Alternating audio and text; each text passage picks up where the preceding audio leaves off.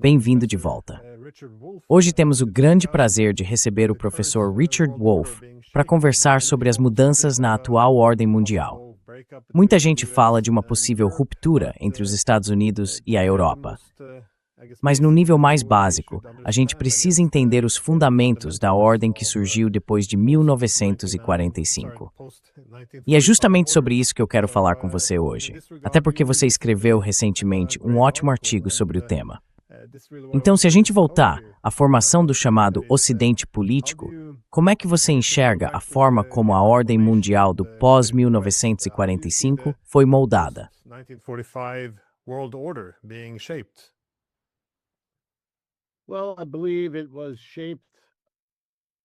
Bom, eu acredito que tudo isso se formou, se eu tivesse que resumir de uma forma geral, como a transição de um império para outro.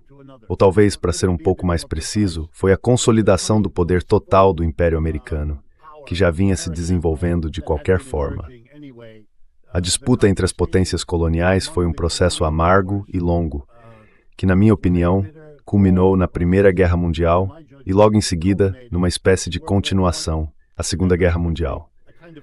E o resultado final dessas guerras catastróficas foi basicamente o fim absoluto do Império Britânico. Mas da mesma forma, depois dessas duas guerras, também não sobrou nada do Império Alemão, do Império Francês, do Belga, do Holandês, enfim, como quiser chamar. E antes disso já tínhamos visto o declínio do Império Espanhol e do Português, e assim por diante.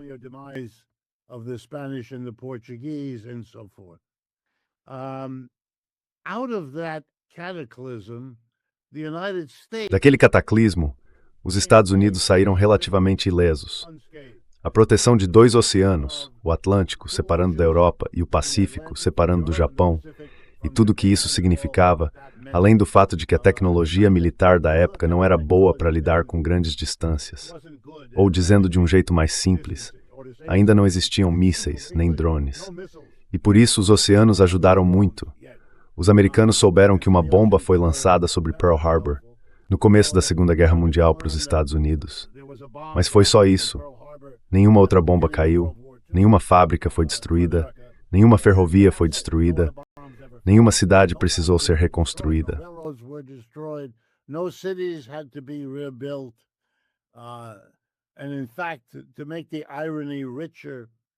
E, na verdade, para deixar a ironia ainda maior, foi a guerra, a Segunda Guerra Mundial, que tirou os Estados Unidos da Grande Depressão.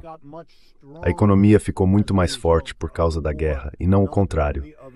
Aliás, isso é algo que as pessoas deveriam ter guardado na memória, porque talvez ajudasse a imaginar, ou pelo menos a perguntar, será que a guerra na Ucrânia pode ter um efeito parecido para a Rússia? Em vez de ser só uma atividade destrutiva, talvez tenha um pouco dos dois. De qualquer forma, os Estados Unidos decolaram. E eu devo explicar, eu sou uma criança daquela época. Vivi toda a minha vida aqui nos Estados Unidos nesse período de prosperidade de 1945 até, digamos, 2010 ou 2015. In this fulsome period, 1945 to say 2010 or 2015. And I would call that the rise, the triumph. Eu chamaria isso de ascensão, triunfo e auge do Império Americano. E o único, e eu estaria exagerando se chamasse de ameaça, não era uma ameaça, mas nós fingimos que fosse, aqui no país foi a União Soviética. Nunca foi uma ameaça econômica, e também não foi uma ameaça séria de nenhuma outra forma. Mas nos Estados Unidos, por causa das origens da nossa nação, marcadas por 2 séculos de genocídio brutal contra a população nativa, é importante entender que isso deixou até hoje cicatrizes muito profundas na psique do povo americano. Somos um país que, mais do que outros, sente uma necessidade constante de ter um inimigo selvagem contra quem lutar.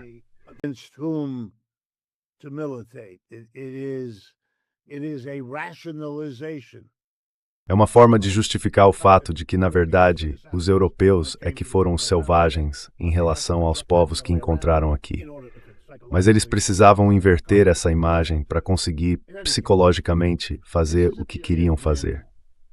De qualquer forma, esse foi um período em que o Império Americano precisava se apresentar como uma luta contra um inimigo selvagem.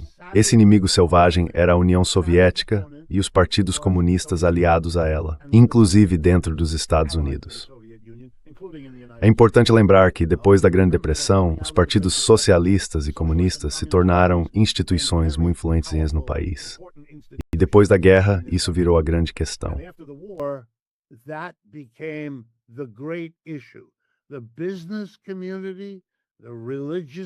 A comunidade empresarial, a comunidade religiosa, todas as comunidades conservadoras deste país se mobilizaram contra o comunismo, retratado como uma selvageria sem fim, uma espécie de retorno arcaico ao horror ditatorial, contra o qual os Estados Unidos seriam a democracia brilhante que trazia a luz do conhecimento. Era algo tão extremo quanto se possa imaginar. E foram a medidas extraordinárias.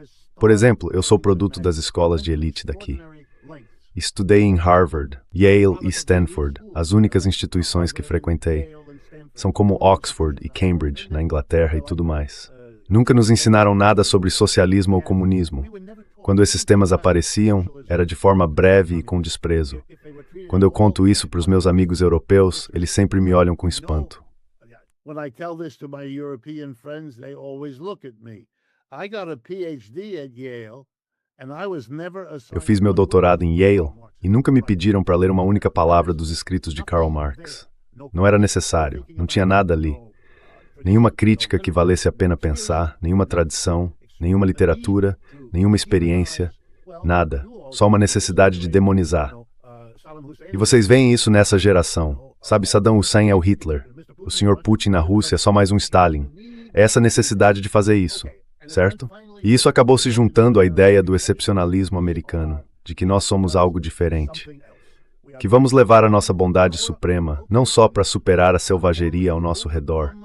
Pensem na chegada dos europeus no século XVI e XVII, mas para derrotá-los e substituí-los por cópias de nós mesmos.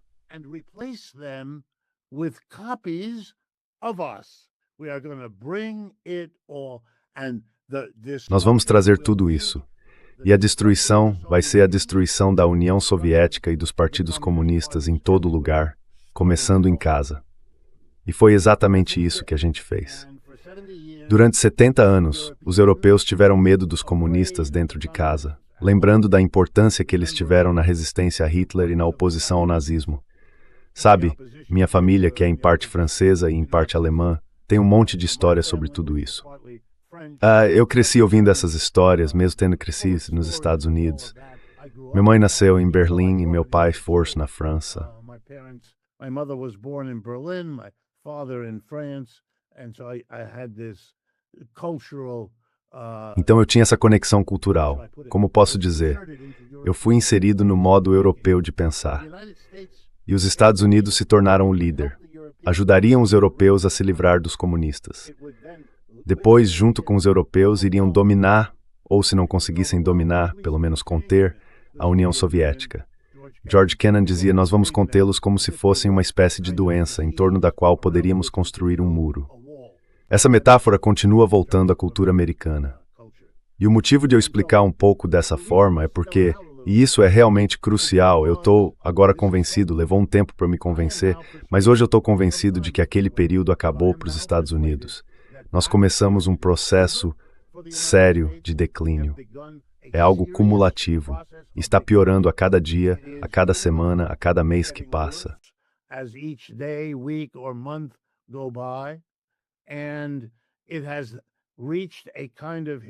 E chegamos a um tipo de momento histórico, eu acho, nesse confronto. De um lado com o Irã, que diz não e consegue fazer esse não valer. E não é só fazer o não valer, porque de certa forma o Vietnã fez isso. De certa forma o Afeganistão fez isso. E de certa forma até o Iraque fez isso. Mas aqui é diferente.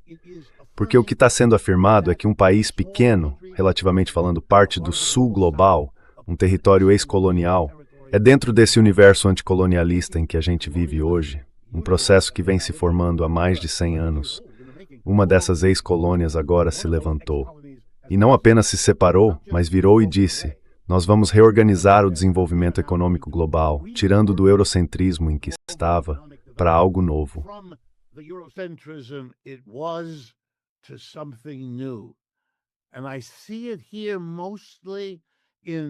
E eu vejo isso aqui principalmente na agonia do mais alto nível dos Estados Unidos, com o fato de que esse pequeno país vai ter qualquer coisa nuclear. Mas ainda mais do que isso, com o fato de que ele vai determinar um aspecto crucial do mercado global de petróleo, do comércio marítimo mundial. Ele vai decidir quem pode passar, vai decidir qual taxa precisa ser paga. Veja o caso do Irã. Se a gente pensar bem, em 1953, eles descobrem que são daqueles lugares onde há muito petróleo debaixo do solo. E queriam desenvolver isso, como todo mundo queria naquela época. Mas era um território colonial ou semicolonial. Não podiam. E aí Mossadegh tentou propor, vamos nacionalizar, vamos fazer o petróleo trabalhar para nós. Let's make the oil work. No. The big oil come BP and all the others. Não, o grande petróleo, a BP e todas as outras, a Shell e todas elas. Não. A CIA e o MI6 resolveram isso, tiraram o Sr. Mossadegh do poder e colocaram o Shah por uma geração para mostrar que nós na Europa iríamos até onde estivesse o petróleo para administrar tudo para o resto do mundo e lucrar com isso. O seu papel seria pagar o preço que a gente cobrasse. E agora eles vão mudar isso. Vão dizer, não, nós do Sul Global é que vamos fazer isso. Eu acho que isso é algo monumental. E o caos inacreditável, realmente inacreditável, em Washington, que ficou escancarado nas últimas 74 horas, vai além de tudo que a gente já tinha se acostumado. Quer dizer, estávamos numa nova negociação e ela estava indo cada vez melhor.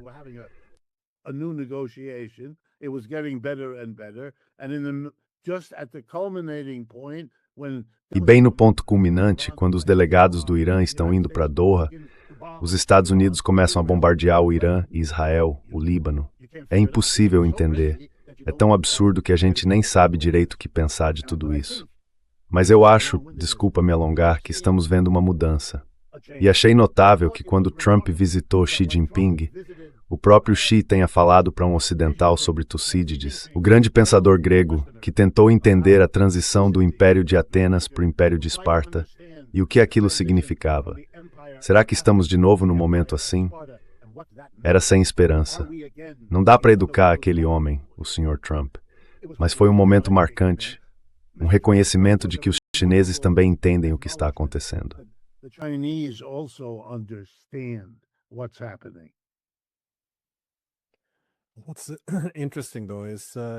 O interessante, porém, é como os impérios europeus foram substituídos. Porque, de novo, dá para traçar isso lá no começo do século XVI, quando as potências marítimas europeias começaram a conectar o mundo por meio do imperialismo. Claro, isso foi impulsionado mais uma vez pela Revolução Industrial, que deu muito mais capacidade a esses países. Mas depois da Segunda Guerra Mundial, tanto os Estados Unidos quanto a União Soviética apresentaram o processo de descolonização com o discurso das liberdades humanas. Só que, em grande medida, tanto os Estados Unidos quanto a União Soviética, depois de desmontarem os impérios europeus, acabaram construindo os seus próprios. E aí vimos a União Soviética cair. Agora bem, como você está dizendo, acho que é bem evidente que os Estados Unidos estão, se não em declínio absoluto, o que também é possível, pelo menos em declínio relativo em comparação com as outras potências do sistema.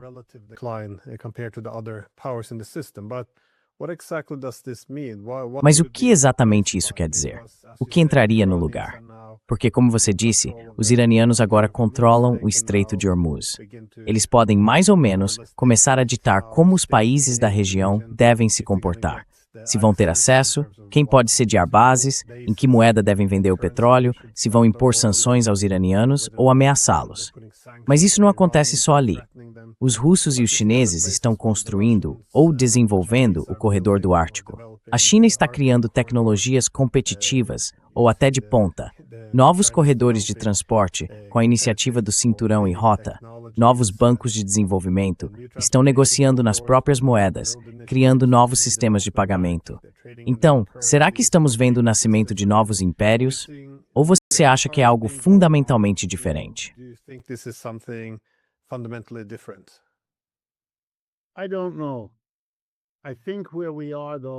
Eu não sei, mas eu acho que no ponto em que estamos agora, essa pergunta vai ter mais peso do que já teve antes.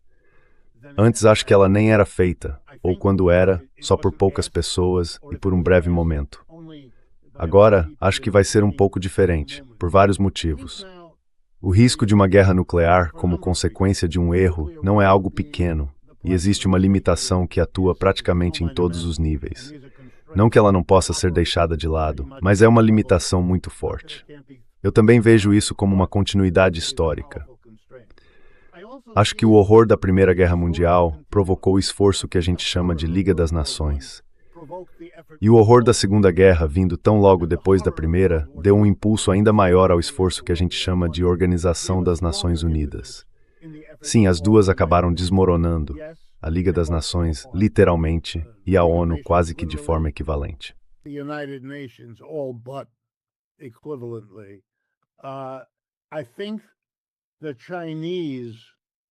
Eu acho que os chineses vão ter diante deles, assim como o grupo mais amplo dos BRICS também vai ter, uma escolha. Vamos nos tornar, criar, abraçar um novo império, um império do Oriente? Ou estamos em posição de tentar fazer melhor, construir uma comunidade global, multilateral, como nunca foi feita antes? Nós temos os meios técnicos para isso. Temos níveis de comunicação muito mais avançados do que existiam no fim da Primeira ou da Segunda Guerra Mundial. E ainda há mais por vir. É possível. As pessoas vão aproveitar essa oportunidade. Vão enxergar isso como uma alternativa. Eu espero que sim. Nem que seja apenas como uma alternativa a um nível de conflito e de tensão que já é, pelo menos deste lado do Atlântico, uma realidade. As pessoas aqui falam disso o tempo todo. Do nível de tensão, do nível de conflito, da hostilidade nas relações entre republicanos e democratas, entre o sul e o norte do país. Between Southerners and Northerners, we've had divisions all along, but they are exaggerated. A gente sempre teve divisões, mas elas estão sendo exageradas, estão sendo infladas demais. A intensidade é absurda. O Sr. Trump passou de alguém amplamente bem visto para alguém amplamente detestado. Eu não sei até onde isso vai, mas já foi mais longe do que eu imaginava. A própria base dele está em um conflito interno sério, que parece que vai piorar entre agora e as próximas eleições, que já estão a poucos meses de distância. Eu também acho que a situação de guerra é muito, muito importante. E não estou falando só do Irã ou da Ucrânia. Estou falando de todas as guerras que estão se desenhando. A loucura em torno de Taiwan, as ameaças em Cuba, as tensões que continuam crescendo na Venezuela. E agora, deixa eu trazer um ponto que pode parecer secundário para você, mas eu não acho que seja. Seem to you to be tangential, but I don't think it is. For the last 6 months, the United States... Nos últimos 6 meses, os Estados Unidos têm de forma sistemática identificado e executado pescadores no Caribe e na costa leste do Oceano Pacífico, na América Latina. São barquinhos pequenos, com em média de 5 a 10 pessoas trabalhando neles. O exército americano se aproxima e, usando drones ou mísseis, destrói o barco na água, matando todas as pessoas a bordo e afundando ou destruindo completamente a embarcação. O presidente anuncia que esses são narcoterroristas, ou seja, traficantes de drogas de um tipo ou de outro. Quero deixar claro, aqui nos Estados Unidos é ilegal lidar com drogas, ou com muitas delas. Here in the United States, it is illegal to deal in drugs, or many of them. If you are caught doing that, you are arrested. Se você for pego fazendo isso, você é preso. Pela lei americana, você tem direito a um advogado, pode ir a julgamento, tem o direito de ver as provas, tem o direito de levar testemunhas para sua defesa. Se for considerado culpado, recebe uma pena de prisão. O tráfico de drogas não é um crime punido com a morte nos Estados Unidos. A gente tem muito disso, muito crime, mas ninguém é executado por esse tipo de crime.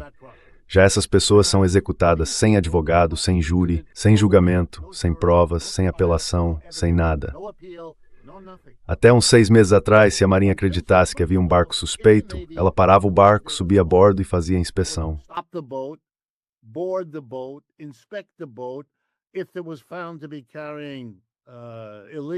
Se fosse encontrado transportando material ilegal, ele seria rebocado de volta para onde veio e haveria um processo legal. Aconteceu algo que os Estados Unidos passaram a fazer, algo que nunca tinham feito antes, de forma escancarada contra o direito internacional e também contra as próprias leis do país. E basicamente, com poucas exceções, ninguém fala nada. simplesmente acontece. Aliás, as pessoas que foram bombardeadas na costa do Estreito de Hormuz nas últimas 48 horas, os iranianos dizem que eram pescadores nos seus barcos. Eu acho isso extremamente importante, porque mostra o que está acontecendo. Se você olhar de frente, dá para ver que é algo que está em curso neste exato momento.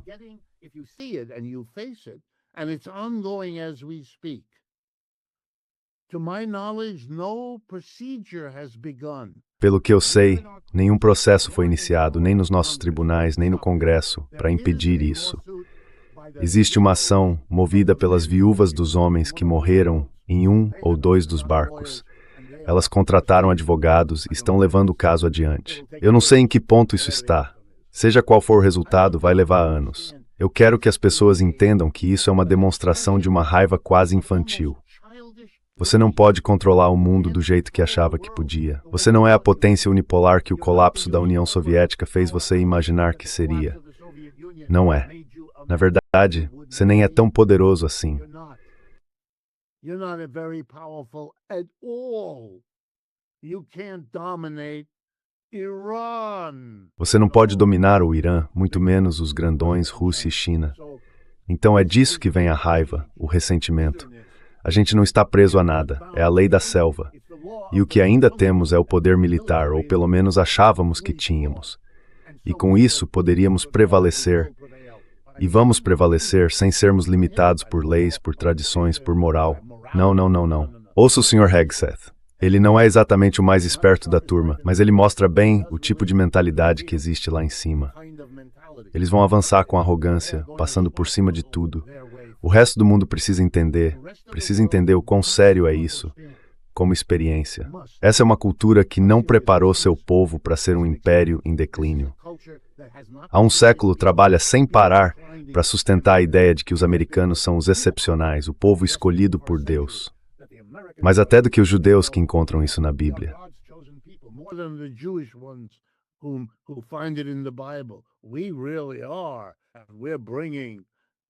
É isso mesmo.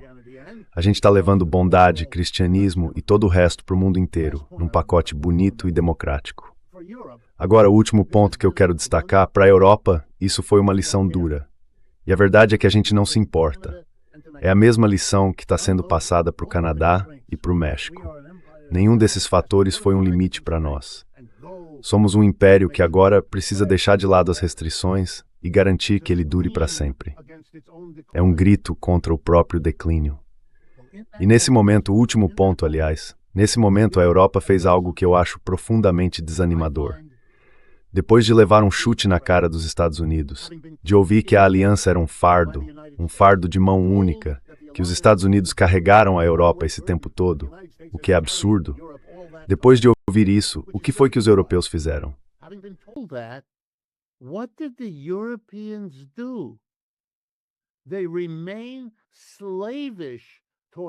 Eles continuam submissos aos Estados Unidos, enquanto criam uma fantasia contra a qual fingem lutar. Depois que a União Soviética desapareceu e virou outro país capitalista, como a Rússia é hoje, eles decidiram demonizar a Rússia ainda mais do que faziam antes. O que estão fazendo? Vocês amarraram o próprio futuro a um cavalo que não quer vocês, que já deu coice, que está fazendo planos onde vocês simplesmente não cabem. A piada que ouço em Washington é que, no futuro, a Europa vai ser só uma distração turística. Gente do mundo todo vai visitar a Europa para ver os castelos no Vale do Loire, os palácios na Alemanha, os fiordes na Noruega e por aí vai. Vai ser irrelevante. Estão empurrando vocês para fora do palco mundial. Enquanto isso, continuam demonizando a Rússia. É um espetáculo. Enfim, foi isso que eu tentei mostrar no meu artigo. Anyway, that's what my article tried to get across.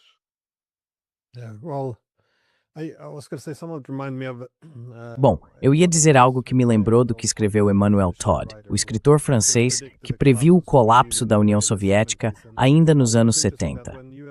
Achei interessante que quando os Estados Unidos pareciam estar no auge, no começo dos anos 2000, ele dizia que o país já estava em declínio. Ele olhava para tudo aquilo, o que chamava de micromilitarismo, e para toda aquela violência excessiva, e via isso como um sinal de decadência disfarçada de força. E agora é difícil não perceber esse caos se desenrolando, como se fosse uma trajetória já esperada. Mas eu queria te perguntar sobre os europeus, porque gostei que você terminou falando disso.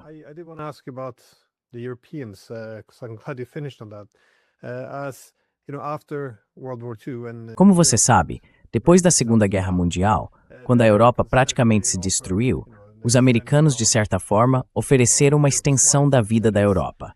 Ou seja, os Estados Unidos surgiram como um império poderoso. Os europeus pensaram, vamos nos alinhar aos Estados Unidos. E depois da Guerra Fria, o objetivo passou a ser ver os Estados Unidos como essa potência hegemônica global. A ideia era transformar isso numa hegemonia coletiva do chamado Ocidente político, que pudesse se apoiar em duas pernas, os Estados Unidos e a União Europeia, ou a Europa. Os europeus, basicamente, aspiravam a alcançar algum tipo de posição de igualdade com os Estados Unidos. Não era algo que os americanos tivessem aprovado formalmente, mas essa era mais ou menos a ideia.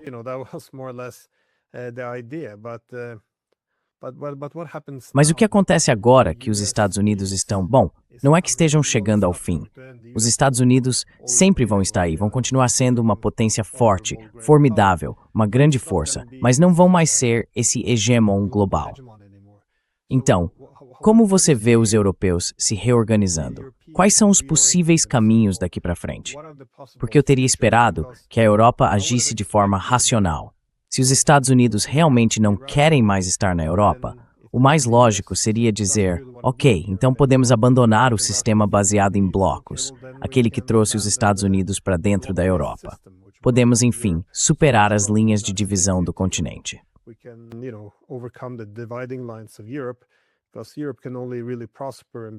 Porque a Europa só pode realmente prosperar e estar segura se reconhecer que o maior país do continente, a Rússia, também tem um papel. Mas estamos fazendo exatamente o contrário, enfrentando os russos, como você disse, demonizando eles. E ao comprar a briga com a Rússia, a gente acaba ficando mais dependente dos Estados Unidos, que nem querem estar aqui. Assim, eles passam a impor acordos comerciais terríveis para os europeus, conseguem arrancar qualquer concessão que quiserem. Então, parece um beco sem saída. E o que você acha que está reservado para a Europa, então? Porque se ela não conseguir se conectar com os Estados Unidos para continuar relevante, qual é o caminho? Vai acabar virando basicamente esse destino turístico, como dizem em Washington, ou você enxerga outros futuros possíveis?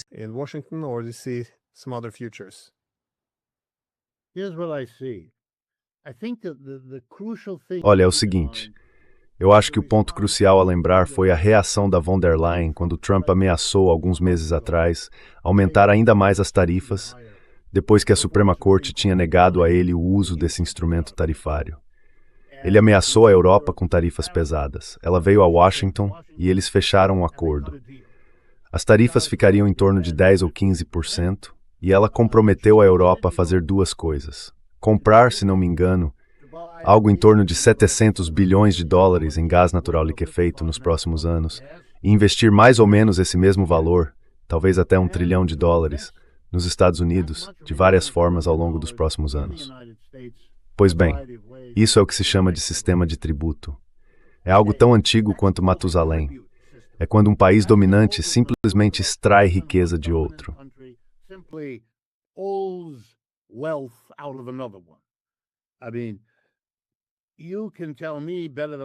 Quer dizer, você pode me dizer melhor do que eu posso te dizer como isso pareceria na política europeia nos próximos anos, se as lideranças começarem a tirar grandes quantias de dinheiro da economia europeia para investir nos Estados Unidos. No momento em que expressões como desindustrialização se aplicam à Alemanha, isso seria um verdadeiro espetáculo. Duvido que um político sério ache que esse é um lugar onde vale a pena estar. Então, o tributo é o futuro que os Estados Unidos têm em mente para a Europa. E o segundo ponto é que tudo muda por causa da China. A China faz com que todas essas conversas precisem ser repensadas. Como sempre, os capitalistas estão um passo à frente. Os grandes capitalistas americanos já tratam a China como parte essencial do seu planejamento. Eu conheço essas pessoas.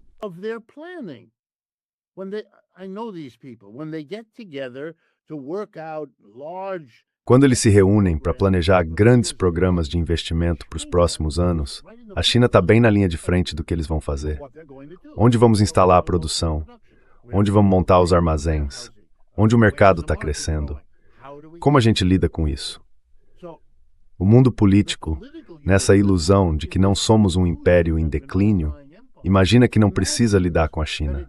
E vive se surpreendendo. Ah, os chineses fizeram isso. Os chineses fizeram aquilo. Eles não prestam atenção. O pessoal da política, quero dizer. Já o pessoal da economia está ocupado fazendo negócios.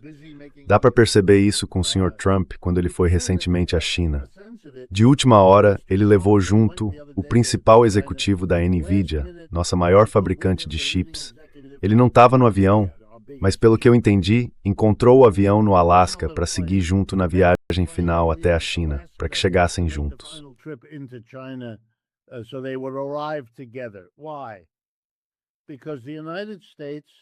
Por quê? Porque os Estados Unidos queriam que ele estivesse lá e ele também queria estar lá. Porque é fundamental para a NVIDIA não decepcionar as pessoas que fizeram o preço das ações disparar para outro universo e encarar o fato de que agora eles têm uma concorrência séria vinda da China. E o Sr. Trump disse ao Sr. Xi Jinping, pelo menos é o que foi noticiado, que os Estados Unidos estavam prontos para dar uma licença para eles conseguirem esses chips avançados que a NVIDIA produziu. E para surpresa de todo mundo, Xi Jinping respondeu: "Não, obrigado, nós já produzimos esses chips aqui." Pois é, essa já é a enésima vez que isso acontece. Eles não estão prontos. Os americanos não são ingênuos. Tem alguma coisa acontecendo que está atrapalhando a racionalidade normal de vocês. Your normal rationality. I think that what happened. Eu acho que o que aconteceu com a Europa foi o seguinte: vocês são governados, e eu estou pensando aqui no Starmer, no Macron e no Merz, mais do que em qualquer outro, esses três, por pessoas que, como eu, são produto da ascensão e do auge do Império Americano. Os Estados Unidos sempre foram dominantes, superpoderosos. Eles não conseguem, como a gente diz, pensar fora dessa caixa. E não importa quantas vezes você dê um soco no nariz deles e diga acabou. Ah não, eles pensam, foi assim que eu virei esse grande político. Foi assim que cheguei ao Palácio do Eliseu. Fui um bom, leal, pró-americano político. O Starmer, com certeza. O Macron, com certeza. O Merz é BlackRock. O Merz é literalmente um personagem corporativo americano. Eu acho que eles simplesmente não conseguem imaginar nenhuma forma de resolver o problema da Europa. Of solving Europe's problem. And so they've come up with a way. Então, eles encontraram um jeito de se manter no poder. Eles vão tentar compensar a perda da proteção militar americana. Todos esses comentários do Trump, eu nem sei, sabe, sobre o artigo 5 do Tratado da OTAN, se ele vai ajudar ou não. E aí nós, europeus, vamos fazer algo em relação ao armamento, porque parece que estamos muito atrás dos Estados Unidos, da Rússia e da China. Eu acho isso uma loucura. Não vai dar, é tarde demais para isso. Vocês foram vassalos dos Estados Unidos nos últimos 70 anos. Não vão conseguir alcançar. Vocês não têm dinheiro. Não têm dinheiro. Não têm base industrial.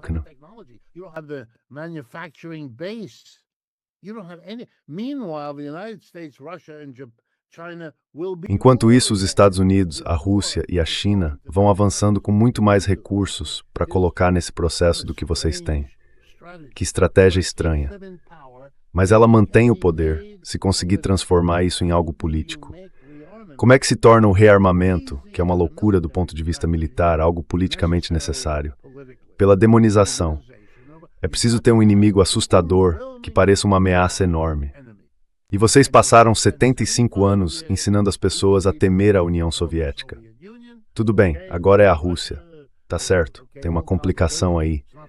Não é mais a União Soviética, mas continua sendo a Rússia. Então dá para reacender tudo isso. E dá para garantir que a guerra na Ucrânia dure o máximo possível, até o último ucraniano, para manter nas manchetes a ideia de que estamos ameaçados por essa coisa. Para mim, é disso que se trata. For me, that's what it is. It's a political gambit of a group. É uma jogada política de um grupo de líderes que não quer encarar o fato de que são tutelados. Os Estados Unidos estão em declínio. E ou você aceita isso ou propõe algo que diga o contrário. Último ponto.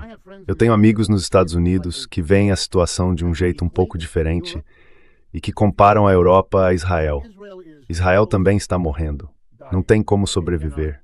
Israel é uma tentativa de colonialismo de povoamento feita com 4 séculos de atraso.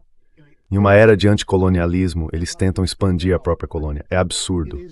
E esse tipo de absurdo gera genocídio, gera Gaza, gera uma militarização que neste momento é quase histérica. Certo. Mas claro, também existe uma lógica aí. But there's, of course, logic in there too. What is the logic? The logic is Qual é a lógica? A lógica é que a gente só pode sobreviver se trouxer os Estados Unidos para o nosso programa militar. E o mesmo vale para os europeus. Talvez o jogo aqui, como meu amigo diria, seja provocar um conflito com a Rússia como forma de envolver os Estados Unidos.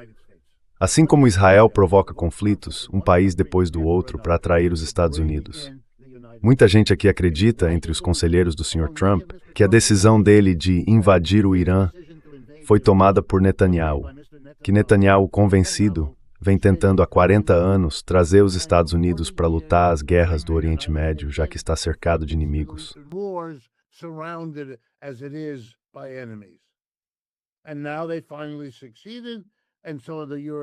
E agora eles finalmente conseguiram. Então, os europeus pensam, vamos fazer isso com a Rússia, e isso vai envolver os Estados Unidos, porque eles vão ter que escolher um lado. Isso me parece, eu não sei, claro, se isso faz sentido ou não, mas eu estou vendo a Europa em que cresci, com meu pai francês e minha mãe alemã, entrar num período de declínio que é realmente muito triste. Acho que o que eu mais sinto é uma profunda tristeza. A Europa não está desenvolvendo a tecnologia de que precisa para sobreviver. Militarmente, já é tarde demais. Ela teria que apostar na sua capacidade natural de ser uma unidade econômica e social vibrante, mas também não está tomando as medidas para fazer isso.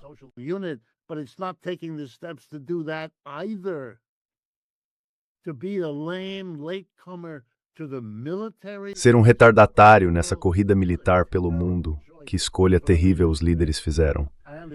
Eu entendo que tentam justificar isso com a demonização da Rússia, mas para mim isso também é uma loucura. A China já tomou uma decisão. A Rússia é amiga deles. E os chineses estão em posição de ajudar a Rússia de um jeito que ninguém vai ajudar os europeus. E eles vão fazer isso sozinhos? Eles nunca conseguem se unir em nada mesmo. Esse é metade do problema que sempre tiveram. Estão divididos entre tantos países, línguas e tradições. Um luxo que puderam se dar, em parte, por causa do colonialismo que agora está puxando vocês para baixo.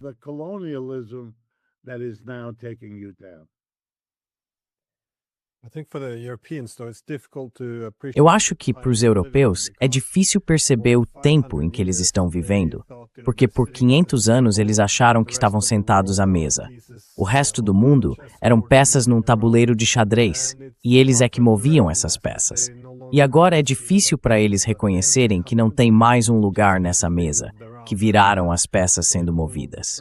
Sabe, eu acho que nos últimos 80 anos, eles ainda conseguiram manter um assento à mesa por causa da parceria com os Estados Unidos. Mas, seja na época da Guerra Fria, com 2 centros de poder, ou depois, na era hegemônica, com um único centro de poder, em ambos os casos, os europeus acabaram ficando no campo dos americanos dominantes.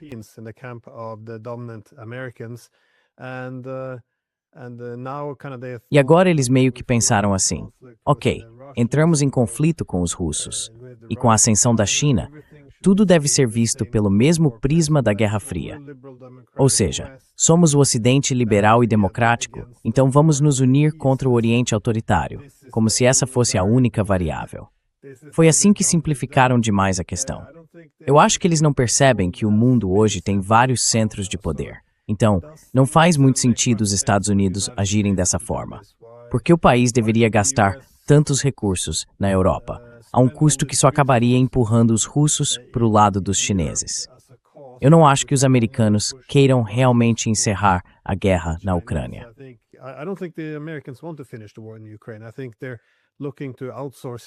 Eu acho que eles estão tentando terceirizar isso para os europeus. Mas, de novo, é o seguinte: quanto mais os europeus acham que se empurrarem para uma guerra com a Rússia, os americanos vão entrar e o ocidente político vai renascer, mais eles se enganam. Na verdade, é o contrário. Quanto mais eles pressionam por uma guerra com a Rússia, mais se colocam numa posição vulnerável, cada vez mais dependentes dos Estados Unidos. E aí, os Estados Unidos podem basicamente ditar as regras da parceria transatlântica. Isso significa que os europeus podem acabar virando os novos ucranianos, ou seja, lutar até o fim, enquanto a América olha para outros lugares. Então, não, eu acho que eles estão cometendo um erro enorme.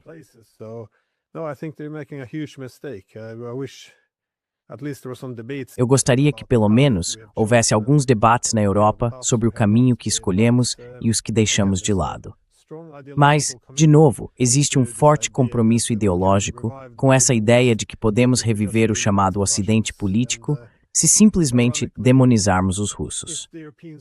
E eu acho que, ironicamente, se os europeus quisessem realmente se tornar relevantes, deveríamos ter acabado com as linhas de divisão. Porque se tivéssemos conseguido cooperar com a Rússia, com seus recursos, sua soberania tecnológica, seu imenso território, seu corredor de transporte, a Europa poderia estar vivendo uma nova era de prosperidade. Mas, em vez disso, estamos criando inimizade com o maior país da família europeia. É uma tragédia, e eu não vejo vozes mais sábias surgindo. Algum comentário final antes de encerrarmos? Any final thoughts before we end it? Yes, here's a final thought to add to this mix. Deixa eu acrescentar uma última reflexão a tudo isso. Nada fica parado. Você sabe disso, eu sei disso. Os Estados Unidos também estão mudando por dentro, e é muito perigoso não enxergar isso. Vou te dar só 2 ou 3 exemplos. Primeiro, o nível de desigualdade nesse país está completamente fora de controle. A gente tem literalmente algumas centenas de bilionários, enquanto 2/3 da população vivem em dificuldade econômica. E essa dificuldade só piora. Um dos maiores problemas do Sr. Trump é que a nossa cultura, ao longo do último século, se desenvolveu de um jeito em que o lugar onde você mora fica longe de onde você trabalha, e os dois ficam longe de onde você faz compras. E em 95% do país, o transporte público praticamente não existe. Ninguém usa nem ônibus nem trem.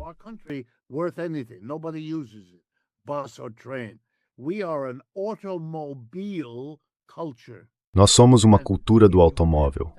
E se você precisa ter um carro, agora está diante do fato de que ele está ficando caro demais. O preço do petróleo disparou, a gasolina ficou inacessível. Mesmo assim, as pessoas precisam do carro para manter o emprego, para colocar comida na mesa, para ir trabalhar. Estão colocando as pessoas sob uma pressão enorme. E já dá para ver sinais de um grande afastamento dos partidos republicano e democrata. Eu estou aqui conversando com você em Nova York. No último mês de novembro, elegemos um jovem de barba. O nome dele é Zoran Mamdani. Ele é um socialista muçulmano. Em Nova York, se alguém tivesse me dito 2 anos atrás que isso aconteceria, eu teria respondido que essa pessoa estava em outro planeta.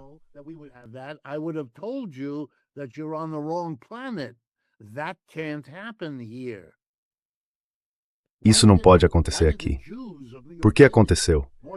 Porque os judeus de Nova York, tem mais judeus nessa cidade do que em qualquer outra dos Estados Unidos, também votaram nele. Ele já disse que, se o Netanyahu visitar Nova York, vai mandar prendê-lo. Essa é a posição pública dele. E mesmo assim, os judeus votaram nele. Por quê? Porque existe um nível de alienação e amargura em relação ao que está acontecendo, que agora é agravado por esse presidente completamente fora de controle, que, veja só, a expressão mais usada hoje para descrever quem manda nesse país é a classe Epstein. É assim que as pessoas veem as coisas. Acham que é tudo Epstein, gente gananciosa, feia, violenta, misógina e rica. Você vai ver grandes mudanças nesse país. Turbulência, amargura, hostilidade, tudo isso vai influenciar muito o que vem por aí.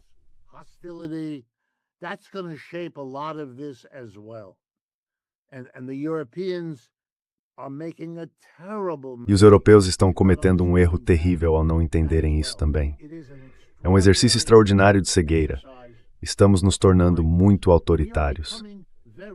As duas últimas palestras que me pediram para fazer, em duas universidades diferentes aqui nos Estados Unidos, ambas, sem saber uma da outra, me pediram para falar sobre a tendência ao autoritarismo aqui no país.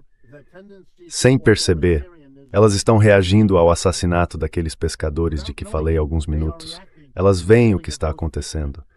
A polícia privada, chamada aqui de ICE, está deportando pessoas e abusando delas de um jeito que, sabe, lembra a Gestapo, que é basicamente o que eles são.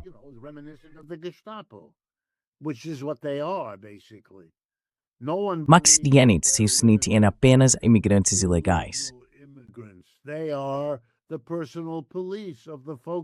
Eles são como a polícia pessoal da turma que está no topo. O governo está subsidiando empresas, distribuindo acordos de trilhões de dólares, sabe? Do jeito que um país faz quando começa a se concentrar em um pequeno grupo lá em cima. E todo mundo sabe disso. Todo comediante tem histórias sobre o Elon Musk, o Jeff Bezos ou qualquer outro bilionário que vive aparecendo nas notícias.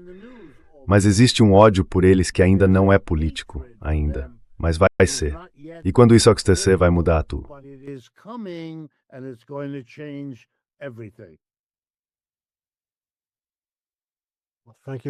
Bom, obrigado por ter explicado um pouco mais das suas ideias no artigo e também aqui na conversa. É tempos difíceis pela frente. Valeu mais uma vez. De nada, é um prazer, Glenn. E obrigado também por desforfaz.